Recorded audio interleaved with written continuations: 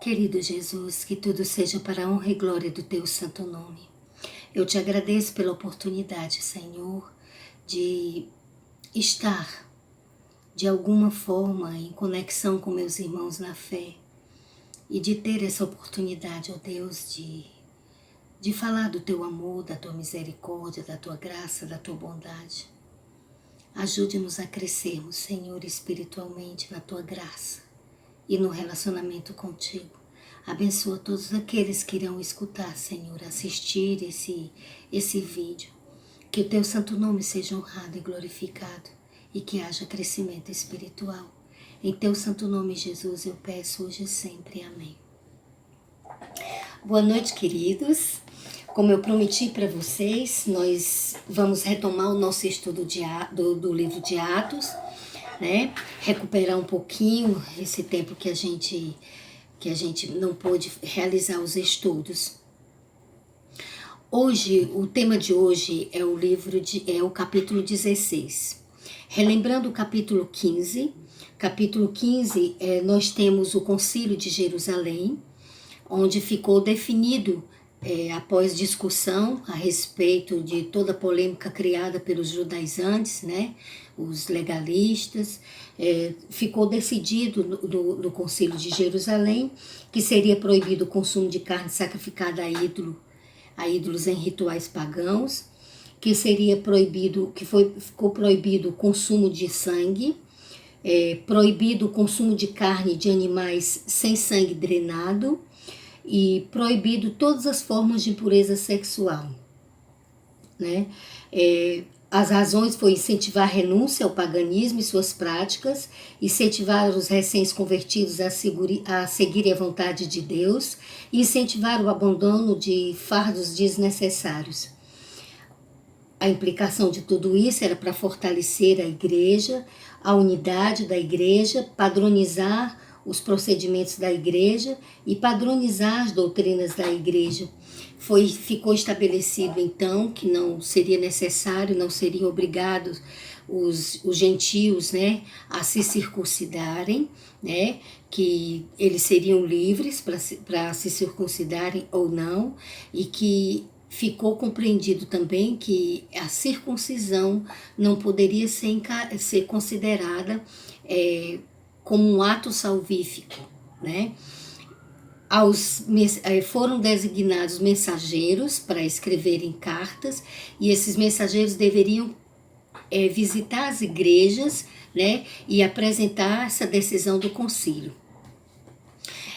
O capítulo 16 é a continuidade dessas viagens missionárias do apóstolo Paulo. Nós vamos então no capítulo 16 iniciar essa segunda viagem missionária e iniciar um contexto, né, bem interessante nesse capítulo 16.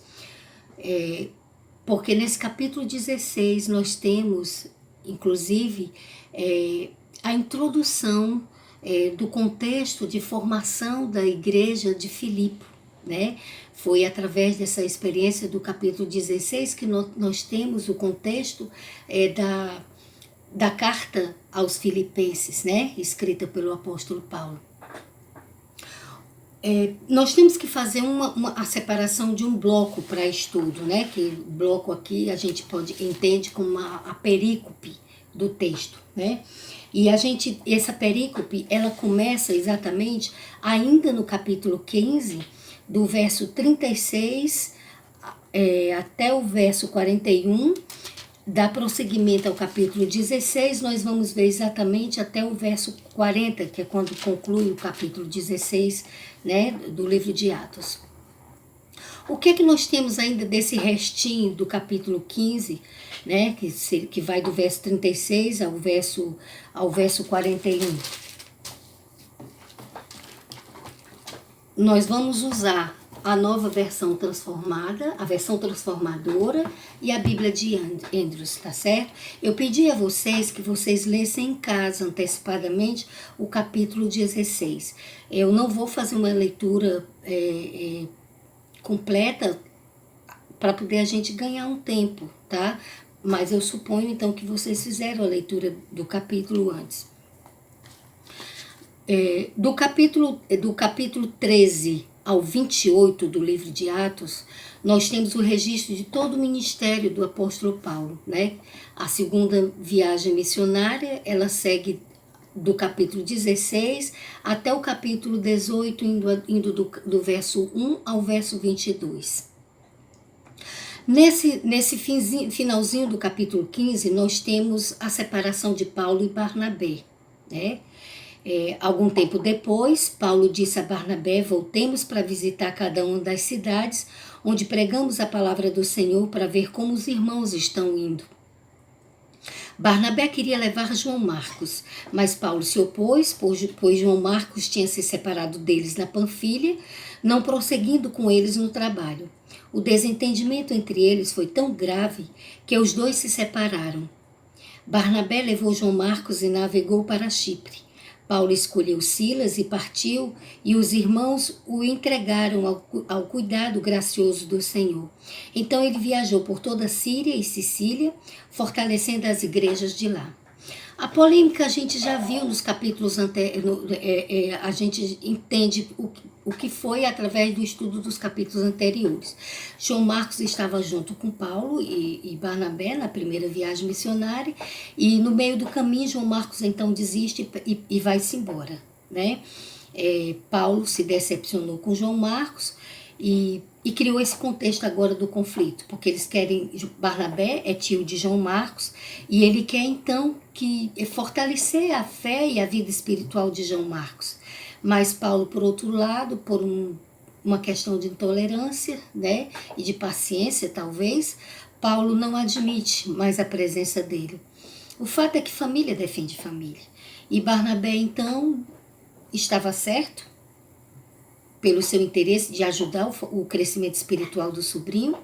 Por outro lado, Paulo, na questão do cuidado e no zelo de que nada pudesse se colocar como empecilho, né, para a continuidade da missão deles. O fato é que isso levou ao desentendimento. E Paulo então segue viagem para as outras cidades, e Barnabé e João Marcos vão para Chipre, né? Paulo então ele escolhe um companheiro de viagem, e o livro de Atos nos diz que esse companheiro de viagem, esse novo companheiro para Paulo é Silas. Quem era Silas? Silas era líder, né? Era um dos líderes da igreja. Silas foi coautor com Paulo das epístolas aos Tessalonicenses, e ele secretariou Pedro quando este escreveu o livro 1 Pedro, né? Ele também, como Paulo, era cidadão romano. Vamos então ver aqui. O capítulo 16, ele coloca que Paulo foi primeiro a Derbe, depois a Listra, e lá ele encontrou um discípulo chamado Timóteo. Era um jovem judeu, filho de mãe judia e pai grego, né? Essa implicação do pai dele ser grego nos dá a revelação de que Timóteo não era circuncidado, apesar de ser um jovem judeu.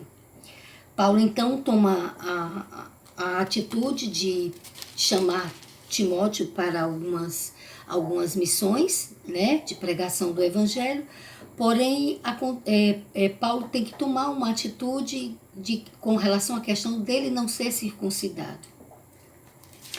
Aí abri uma questãozinha, porque em Gálatas 2, do verso 1 ao 5, fala que Tito não foi circuncidado.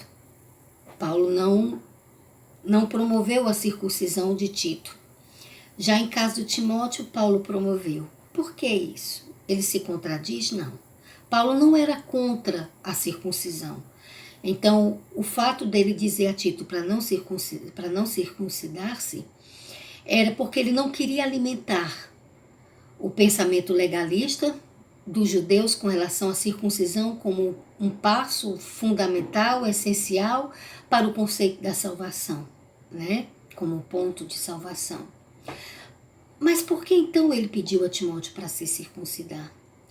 É porque Paulo ainda tinha então o desejo de trabalhar ainda a conversão de muitos judeus com relação à aceitação de Cristo como Salvador e o Resgatador. E Timóteo, sendo judeu, e eles tendo conhecimento de que ele era filho de grego, né, e os gregos achavam que havia sacralidade no corpo, na integridade física, e que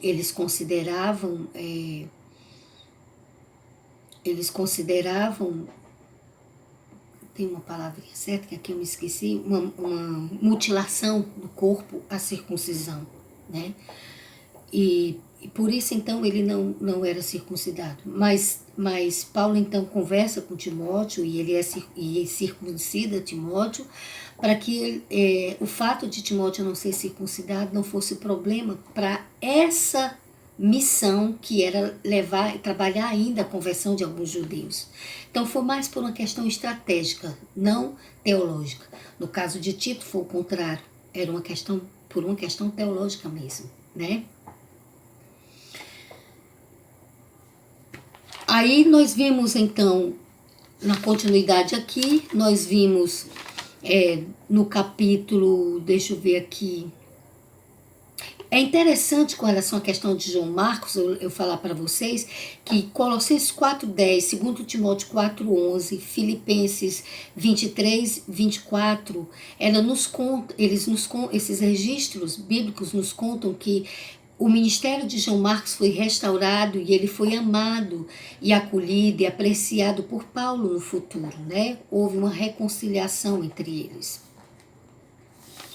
Nós vamos ver então que com relação, deixa eu ver aqui, no verso 6, do verso 6 ao verso 10, nós vemos uma questão interessante aqui. Vamos ler aqui, verso 6 ao verso 10. Em seguida, Paulo e Silas, isso depois de ter passado toda essa questão da circuncisão de Timóteo, né?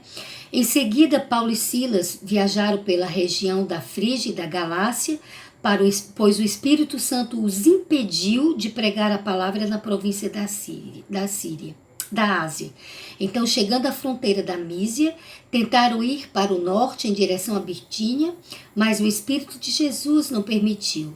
Assim seguiram viagem para a Mísia até o porto de Troade. Olha que interessante. No verso 6 fala que Paulo escolheu a Ásia e Deus disse não.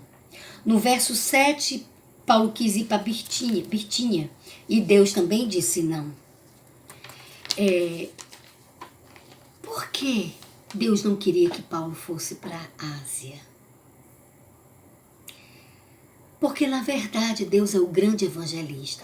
Todo o processo do livro de Atos, nós estamos vendo que todas as conversões, todos os milagres, tudo estava acontecendo por uma ação do Espírito Santo. Era o Espírito Santo o grande evangelista. Era ele quem abria portas, era ele quem convertia, era ele quem conduzia os apóstolos para onde havia algum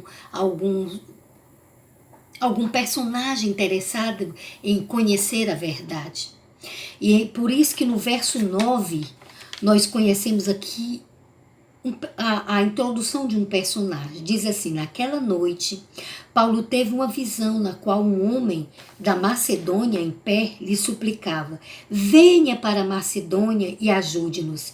Então decidimos partir de imediato para a Macedônia, concluindo que Deus nos havia chamado para anunciar ali as boas novas. A Bíblia não diz, Lucas não registra como que Deus expressou para Paulo que ele não queria que ele fosse nem para Bitínia, nem para a Ásia. Mas Lucas deixa registrado que Deus manifestou claramente através de uma visão para Paulo. Alguns estudiosos dizem que esse varão, esse homem macedônio, tinha sido uma visão que Paulo tinha tido de Lucas. Porque nós vemos aqui no verso, deixa eu ver aqui, no verso 10, vamos ver aqui, verso 10. Então decidimos, aqui nós já não temos mais, aqui há uma mudança do tempo verbal, passa a ser a primeira pessoa do plural. A partir desse momento, Lucas se insere na história. Lucas está participando dessa história aqui, envolvendo esse varão da Macedônia, né? Aí vamos lá.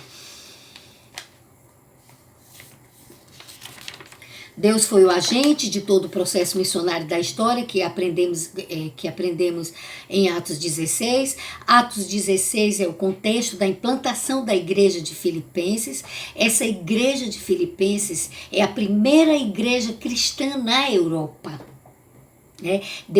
Paulo estava com o pensamento de passear pela Europa, mas ir em direção ao Oriente. Deus disse não, você vai para a Europa, mas eu quero que você siga em direção, fique na Europa. Eu agora quero que você leve o meu evangelho para a Europa. Né? O que nós aprendemos com a negativa de Deus ao desejo de Paulo de ir para a Ásia? O programa missionário da igreja deve ser conduzido pelo céu e não pela terra. Podemos planejar, mas a agenda do missionário comprometido com Deus compreende que Deus em tudo é soberano. Por isso, Paulo, imediatamente após a visão, é dito aqui que ele decidiu partir para a Macedônia. No verso 9, nós entendemos aqui que Deus dá a direção do processo de evangelização, da missão da segunda viagem. No verso 10 nós vemos a inclusão de Lucas na história. Ir para a Macedônia trouxe a realidade de que a porta que Deus abre, gente, isso é interessante.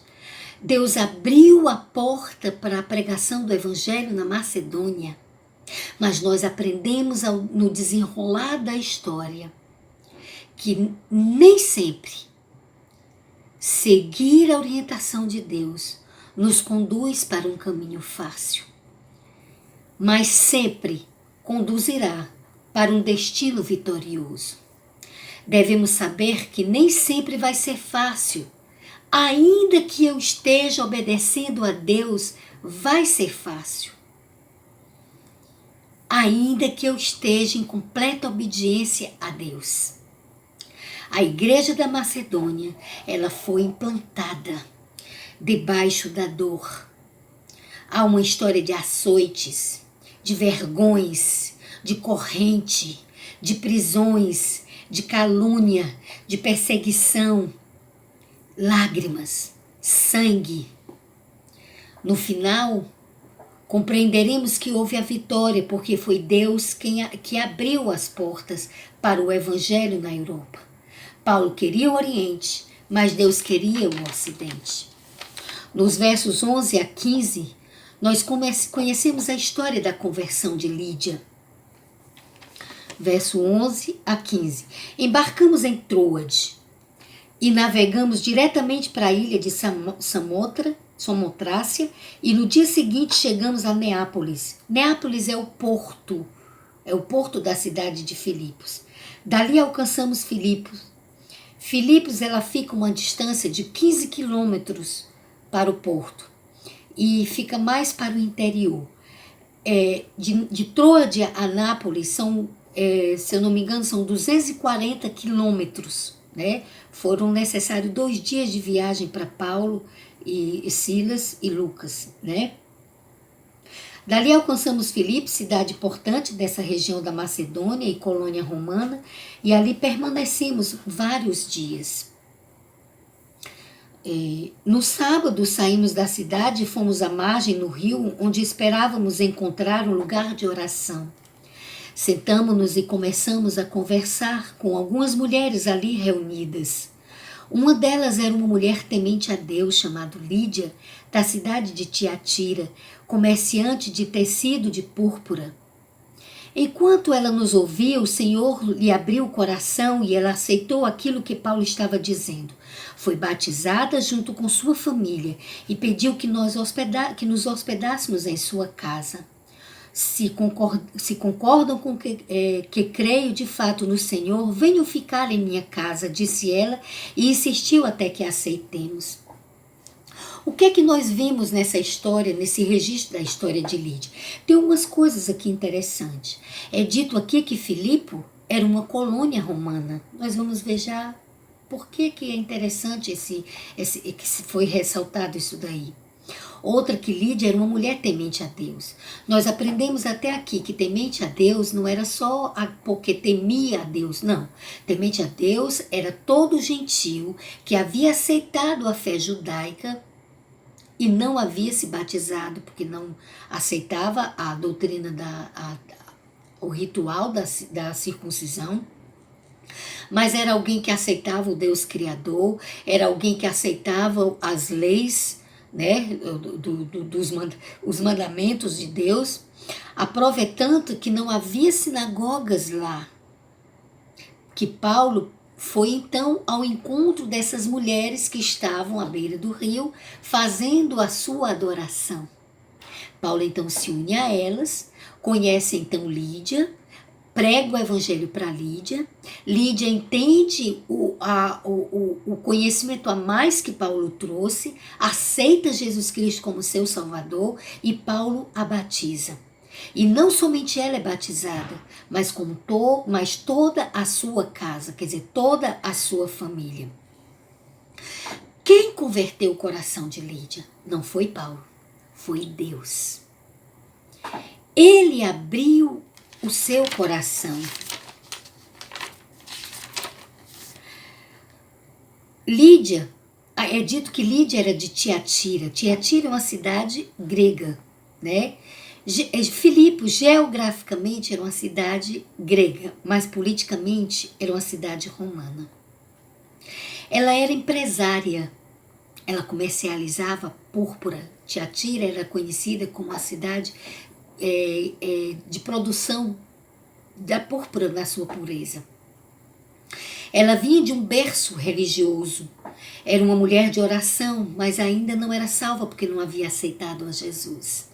Ela creu na mensagem de Paulo, foi batizada, ela e toda a sua casa. E interessante que ela, logo ao aceitar Jesus, ao ser batizada, ela fez da casa dela uma célula de pregação do Evangelho, uma comunidade de fé. Ela implantou na sua casa um grupo que se reuniria para adoração a Deus. Deus trouxe Lídia da Grécia para que ouvisse o Evangelho e se convertesse. Porque como ela era temente a Deus, ela deveria adorar publicamente a Deus juntamente com os judeus. Ela era alguém que buscava a verdade e Deus providenciou Paulo, mudando seu percurso de viagem para o Oriente, para lá, para que através da presença de Paulo lá, Lídia chegasse ao conhecimento da verdade. Ela creu e foi salva. Foi a palavra de Deus que convenceu Lídia, a pecadora, e ela conduziu aos pés do Salvador. Do verso 24 ao verso 23, nós conhecemos uma outra história. É a história, né, da conversão, do verso 24 ao 34, a conversão do carcereiro. Mas antes, nós conhecemos o verso 16 até o verso 23, nós conhecemos a história da libertação da moça endemoniada. Vamos ver aqui, verso 16 ao verso 23. Certo dia, enquanto íamos ao lugar de oração, veio ao nosso encontro uma escrava possuída por um espírito pelo qual ela predizia o futuro. Com suas adivinhações, ganhava muito dinheiro para seus senhores. Aqui dá, então, uma revelação de que ela era uma escrava. Ela era uma mulher escrava de senhores. Eles a usavam para ganhar dinheiro, né? Ela seguia Paulo e a nós, gritando: esses homens são servos de Deus Altíssimo e vieram anunciar como vocês podem ser salvos. Isso continuou por vários dias até que Paulo, indignado, se voltou e disse ao espírito dentro da jovem: eu ordeno em nome de Jesus Cristo que saia dela. E no mesmo instante o espírito a deixou. Aquele que, olha como Satanás, ele é ardiloso. Ele usava a moça, chamava a atenção para aqueles homens, para a mensagem daqueles homens, mas a intenção era de que quando Paulo partisse dali, aquela mulher pudesse ser legitimada diante da população por haver legitimado a missão de Paulo, e ela então passar a apresentar a mensagem dela e com isso ganhar muito dinheiro. Claro que Paulo, percebendo isso, repreende em nome de Jesus, através do poder do Espírito Santo, e o demônio é então expulso daquela mulher. A Bíblia não registra que essa mulher endemoniada se converteu, porque não menciona o seu batismo. Mas a Bíblia fala que ela foi liberta. Né? No caso, diferente de Lídia, a Bíblia não registra uma salvação, mas registra uma libertação. Onde a palavra de Deus chega, ela traz a liberdade. Né? Ela traz a liberdade. Com relação ainda a essa moça, nós podemos ver que ela professava um misticismo comprometido com os demônios. Ela era grega, né? Ela era grega. Outra história que o livro de Atos, o capítulo 16, nos traz, no verso 24 ao 34, nós vemos a história da conversão do carcereiro. Isso quando Paulo e Silas expulsam o espírito demoníaco da mulher. Os senhores daquela mulher não ficam satisfeitos e eles incitam, né, as autoridades a prenderem ou a expulsarem Paulo e os outros missionários. No verso 22 diz que logo uma multidão revoltada se juntou contra Paulo e Silas e os magistrados ordenaram que os dois fossem despidos e açoitados com varas. Depois de serem severamente açoitados, foram lançados na prisão.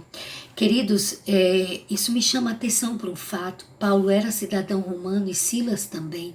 Eles não reivindicaram a cidadania deles para se livrarem do açoite.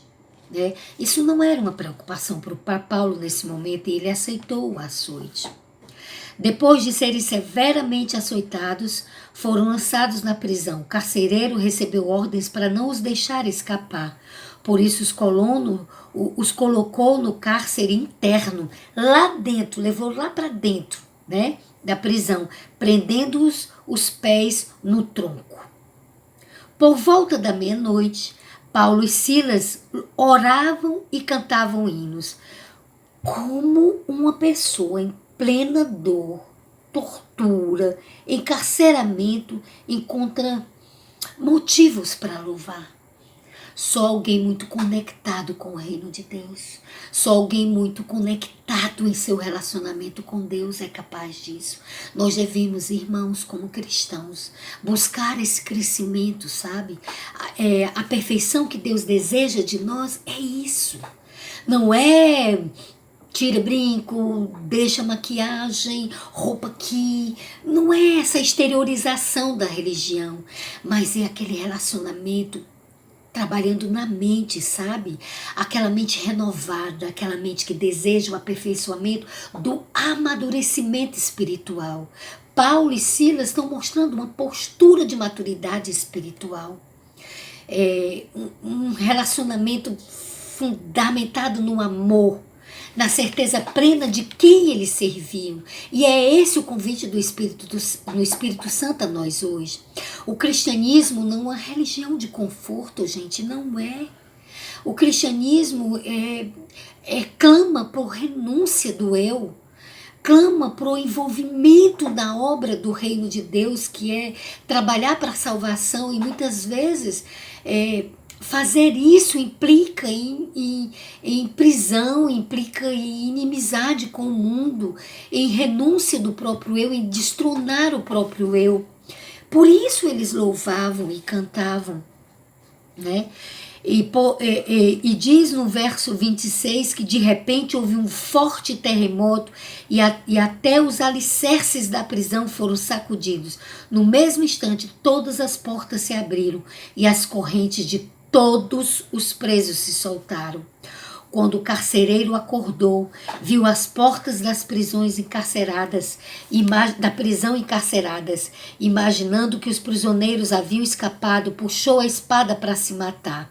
Paulo então viu quando ele fazia. Por que o carcereiro fez isso? Porque o carcereiro, segundo as leis humanas, ele é responsável pela vida de cada prisioneiro.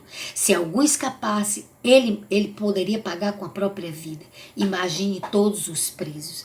E o que me chama mais atenção é que nem Paulo nem Silas se aproveitou da situação para fugir, muito menos os outros presos. A postura de Paulo e de Silas foi um testemunho forte para o comportamento dos outros presos. Paulo então grita: não se mate, estamos todos aqui.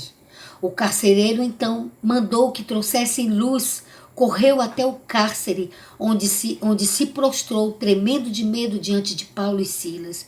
Então ele os levou para fora e perguntou: senhores, que devo fazer para ser salvo? Que interessante, gente. Esse carcereiro testemunhou o louvor daqueles homens, apesar da dor. Esse carcereiro testemunhou o comportamento moral, ético desses homens, que poderiam ter fugido, mas ficaram.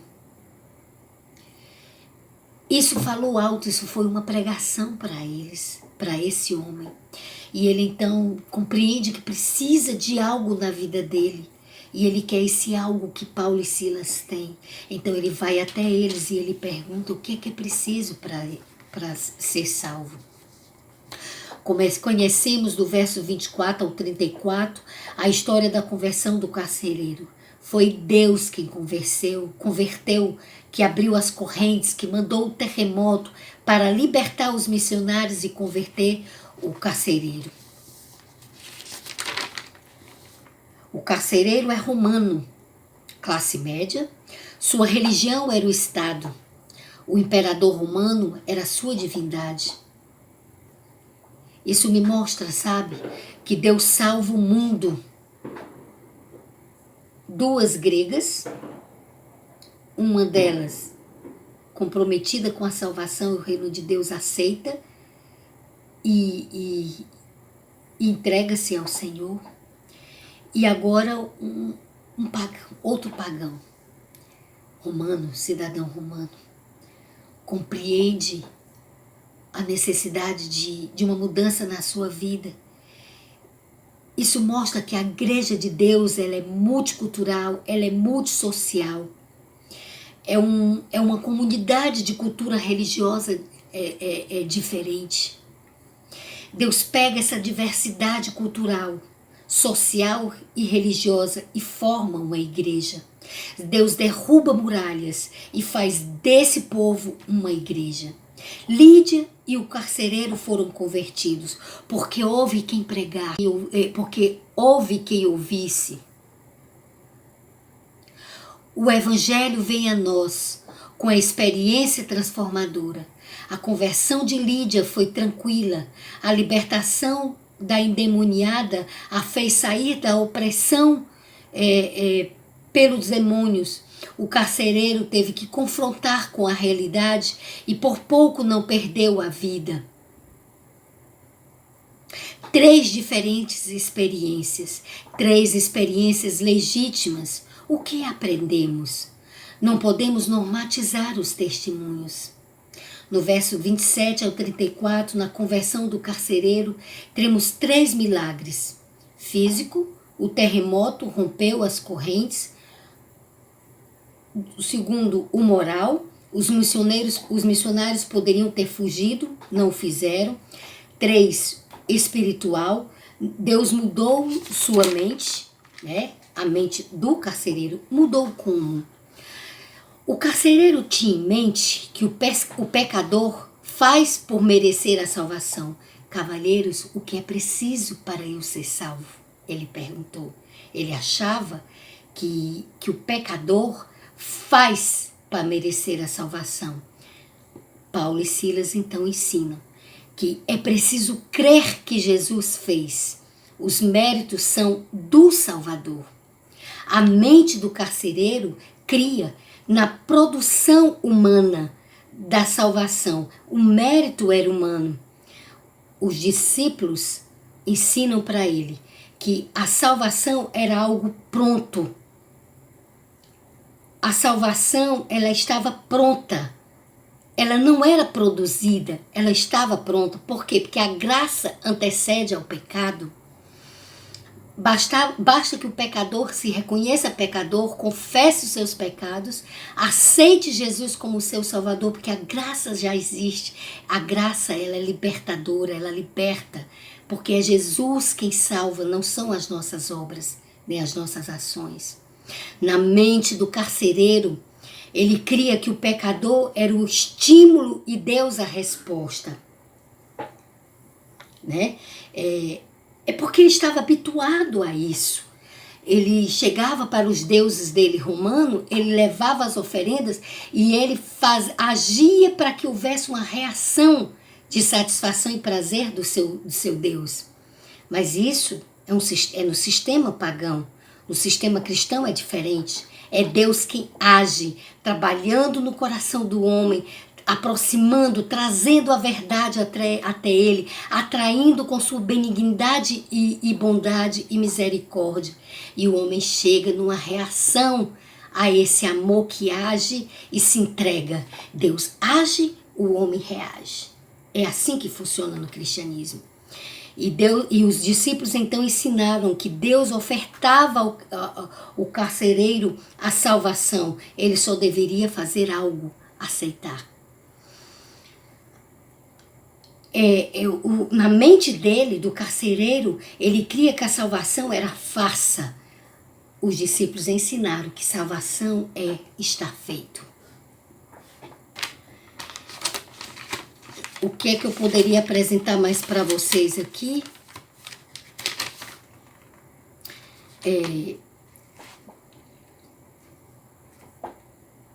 No verso 12, nós fomos informados que Filipe era uma colônia. Por que isso era importante? Gente, a história nos fala que no ano 366 a.C., Filipe, o pai de Alexandre o Grande, ele conquistou essa cidade de Filipos, que se chamava Crenides. Depois da conquista por parte de Filipe, ela recebe então seu nome, passa a ser Filipe.